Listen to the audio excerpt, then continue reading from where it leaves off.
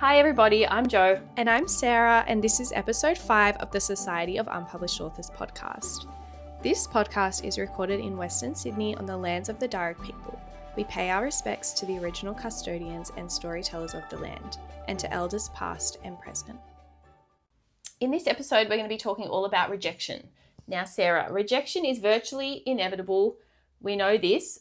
So why is it so hard? Great question. I think that we put our heart and soul into our writing and we have such fun writing it, and then we put ourselves out there and then it's crickets. Like, there's no response. Maybe you get a rejection letter if you're lucky, but from my experience, it's kind of just crickets. Yeah, that's interesting, isn't it? Because we think of rejection as someone getting back to us with a no thank you, but more often than not, we are absolutely getting nothing in return. As you said, crickets, no response. Why does this feel perhaps even harder than getting a rejection? Is it because we don't know the reason, or why do you think that is? I think it's like being ghosted and you just never get closure. You never hear from someone again. You never close that chapter. You just are always left thinking. So maybe that could be it. We're just not sure. I do feel like it would be easier to have someone tell me, this is terrible, I don't want to read your books, please stop sending them, than to just have crickets, because you don't know if your manuscript needs to be adjusted. You don't know if it made it to the acquisition meeting and then didn't quite make it. Yep. You don't know if they read it one time and went no. So there's so many possibilities. You don't know where your book ended up, how many people read it, if it was stopped on the first sentence. You just really don't know. Yeah, that is true. That's hard. Yeah. I can think of two obvious reasons why we get no response, or crickets as we're calling it. One is possibly that we haven't followed the submission guidelines. When you're submitting, you have to go onto the publisher's website and follow their guidelines. If publishers are getting inundated with manuscripts, they're almost looking for ways to weed things out. And I feel like that is a really easy way to get weeded out straight away, is if you don't follow the submission guidelines. And the other reason is because publishers are human beings, they're not robots. So we know that they have so many manuscripts to read, and they're just overwhelmed and they just can't possibly get back to everyone. Publishers, we love you and we understand this, but it still really hurts. Definitely. It definitely still stings. Following crickets, that no response rejection, do you have a process that you follow, perhaps revising the manuscript, getting peer feedback, submitting to other publishers untouched? Is there anything that you do? I have no process at this point in time. What about you, Sarah? I actually think that I just kind of sit on it for a little bit and then just try and rework it. I think I heard Michael Wagner say, put your draft away for a month, even months, and then come and look at it with fresh eyes. And that's how the editor's looking at it. So they have no prior history. They weren't there for the late nights writing, for the early mornings, trying to get this up, on the page before the kids wake up. So when you come to it with fresh eyes, you might have a new perspective. So I think I'm going to adopt that. Sometimes I can't wait a couple of weeks. I have an idea and I think, if I just added this back, then I pick it up a bit earlier. But maybe I will take his advice and really sit on the work. I think sitting on the work is probably one of the most valuable tools that we have as writers. And I know I've done this so many times, sending my work out too early when it is not ready. And if I can say anything to anyone out there, do not send your work out too early. It is probably one of the main reasons that if your work has been read, that it may be rejected, because it is not ready for submission. A, because you've rushed it. B, because you haven't really taken the time to let it sit and come back to it. So please do not send your work out too early. What are some other reasons that publishers might be rejecting our work? Yeah, look, I've been listening to the Picture Book Summit podcast, and they had a series of 4 episodes all about what the 4 main reasons are that this is picture books in specifically getting rejected. This is episodes 46 to 49 on their podcast.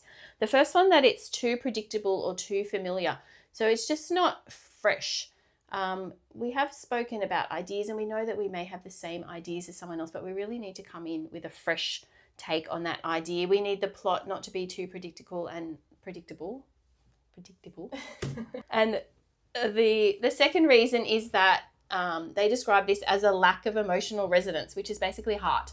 If the book doesn't have some heart, that's another reason that it can be rejected.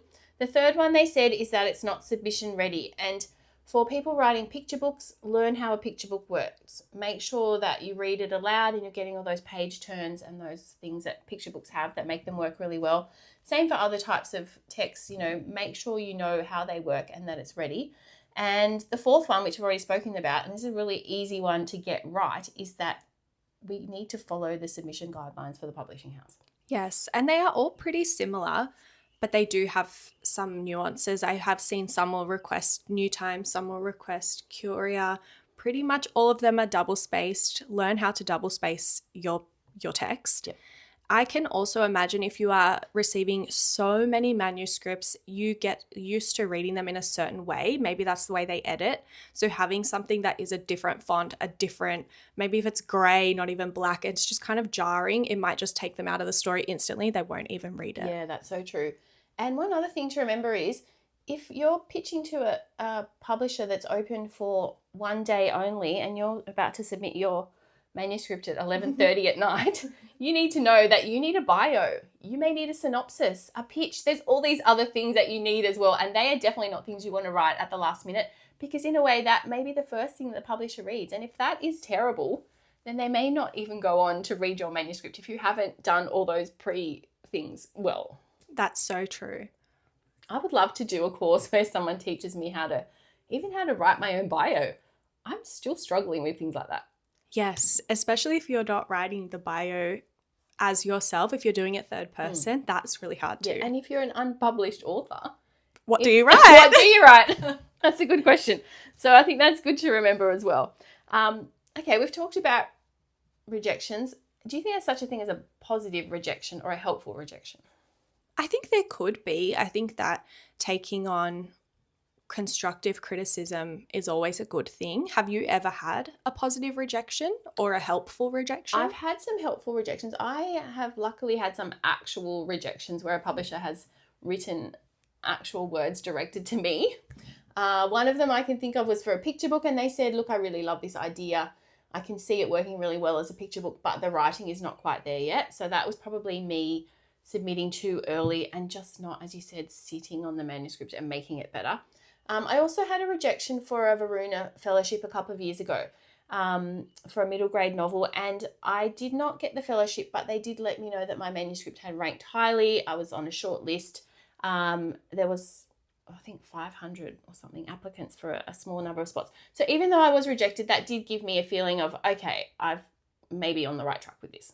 Yes, that's really helpful to know, especially because you only hear about the winner and then maybe the runner-up, and then from there on out, the other 498. Exactly. You don't know where you rank. Yeah, and you may not necessarily getting rejected because your writing sucks. There are other reasons to get rejected, and that may be that there are limited spots. And same with the publisher, they may have limited spots on their list. They may be already about to publish a book that's very similar to yours. There are other reasons why you can get rejected from a publisher.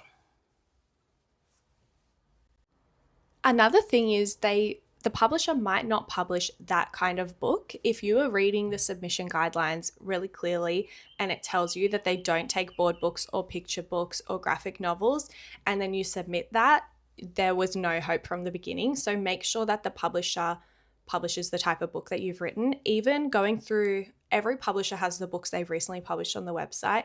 Go through and see if there are any comparable titles, see if anything is your style, illustrations you would love, and see if you kind of fit in to their publishing. That is really, really helpful advice. I love that. And when we're talking about getting rejected, do you find it difficult to separate yourself from your work? Sometimes. I think Maggie Smith puts it really well in Dear Writer.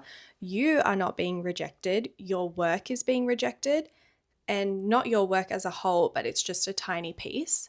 So we can consider how our lives are full in other ways. We have other pieces of work, other hobbies, other passions, and it's not being rejected as a whole. It's just that one manuscript or one piece that you've submitted. I think what you said there is right. Having other pieces, if you only have one manuscript and that is getting published, then perhaps it will feel like you are being rejected. But if you have multiple things, perhaps that gives you more hope and less kind of feeling of being rejected. And I think that's always advice that I've been given by other people is, as soon as you submit something, just go on to the next thing. Don't just wait and have all your hopes and dreams in this one manuscript. Keep writing, keep submitting. So it's almost this sort of flowy effect, and you're not so susceptible to the ups and downs, maybe just because you're continuously sending things out. That is good advice, because that's kind of what I do. I never sit and wait. I actually send it off and low-key forget about it, because you don't know if you're going to hear a response. I really don't even write it down in a spreadsheet. I don't put it anywhere. If I'm trying to think, have I submitted this? I'll go back into my sent emails and see, oh, I did submit that. Because if I'm just waiting, it's never coming. It's so disheartening. Whereas if I submit and then I open up my notebook and I go, which story is next? That is so much more fun. Yeah. And also, and this happened to me last year, if somebody reads something of yours and it's not really for them, but they can say, what else have you got? And so you've got something else to show them. If they can see something in your writing that they like, but perhaps it doesn't fit into what they're currently publishing or their lists or their ideas, you have something else to show them. So keep writing. Yes, that's amazing. As writers, we love to share our work, and we love to share it with our community, our friends, and kind of in public. Do you think there are different ways that we should handle the rejection in private versus in public? Yeah, I would definitely say, if you're going to be talking about your rejection in public, that not to be cynical, not to criticize publishers, things like that. Even if you feel very frustrated and sad and devastated, that is not something you want to put out into the world. We need to understand where publishers are coming from. Just because they've rejected our manuscript, it doesn't mean they're terrible people. So we can perhaps feel upset ourselves, but when we're out in the public domain, I think we need to be really respectful and really careful. And we want to show publishers that we are people that they would want to work with in the future, not that we are going to have a tantrum if our things don't get submitted. I really love one of our fellow Western Sydney writers, this guy called Adam Byatt. He's has this really lovely way of celebrating his successes and his rejections on his Instagram page. He has this little Lego pigeon, which he calls the Pigeon of Proclamation. And his little pigeon says, oh, I've been rejected, or yay, I've had something submitted. And that's just like his little way of kind of announcing to the world. And then when he does get rejected, he has 24 hours where he says he's just going to eat cheese. Just eat cheese and feel sad. And then after that 24 hours is up of eating cheese, he's going to get back to the work and start doing it again. I really like that. It feels like a ritual almost. What's a kind of a ritual you think you could use to celebrate or to at least acknowledge a rejection? Well, firstly, I love what Adam's doing. I think it's fun. It's funny.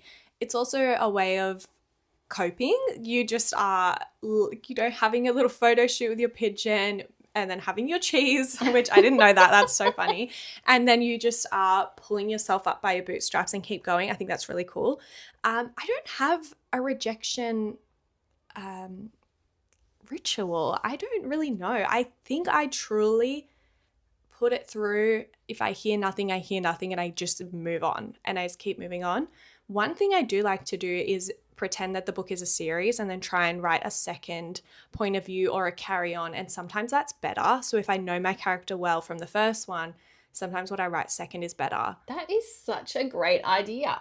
That's such a great idea, because that's like taking what you've already done, the work you've already done, and building on it and making it better. That's an actual genius idea. I'm totally going to steal that idea. I love that. Go for it.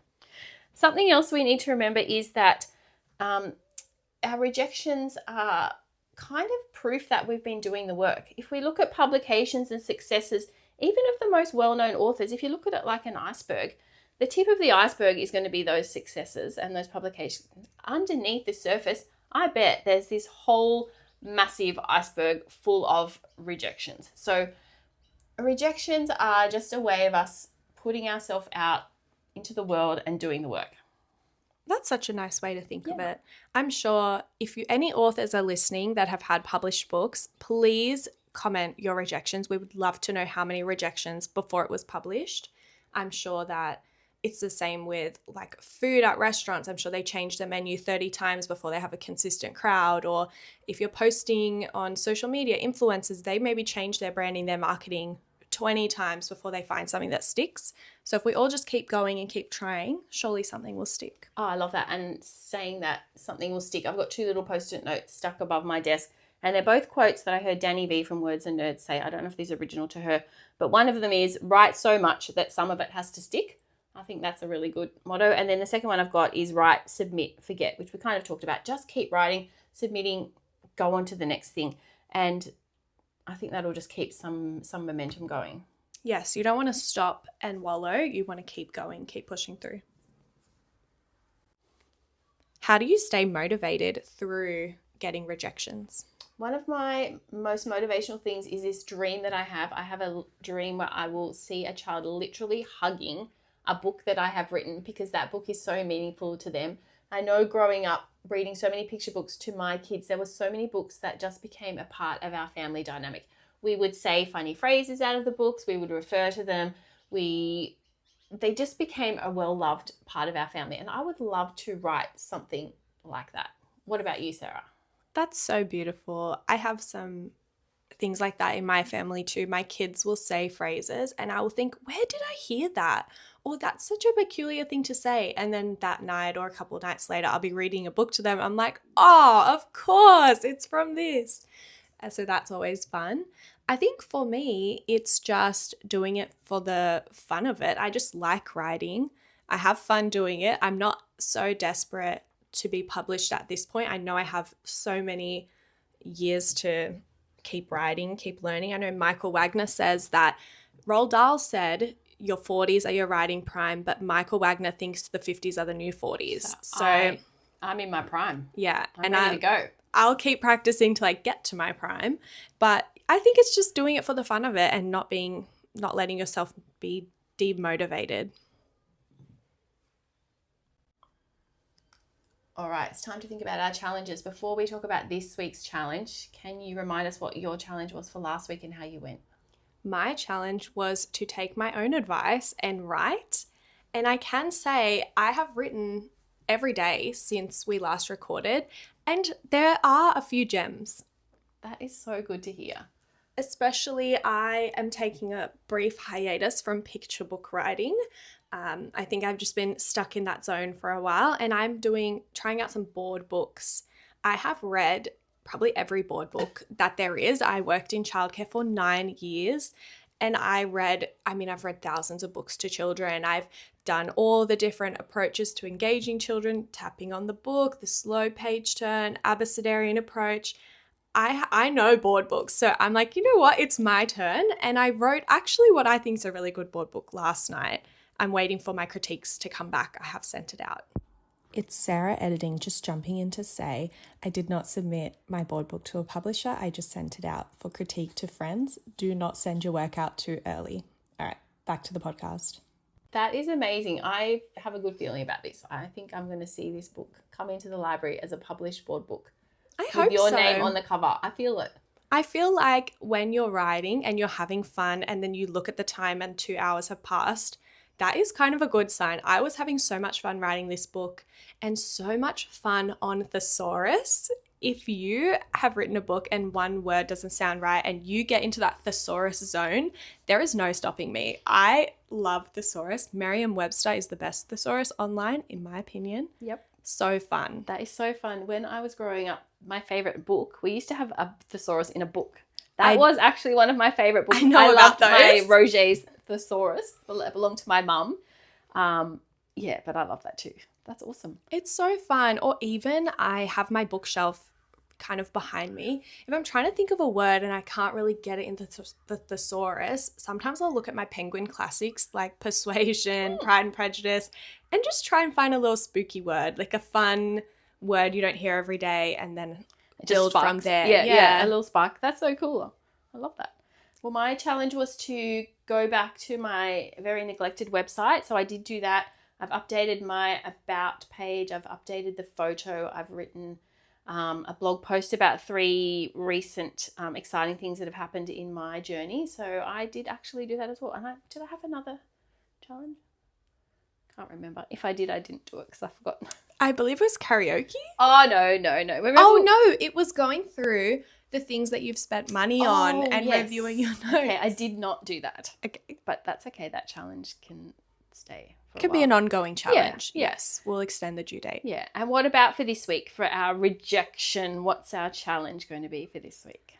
I feel that we should probably put ourselves out there this week and open to rejection. I don't think any publishers are open that I have my eye on at the moment, but maybe I'll be rejected elsewhere. Yeah, try something else. Like submit like a, I don't know.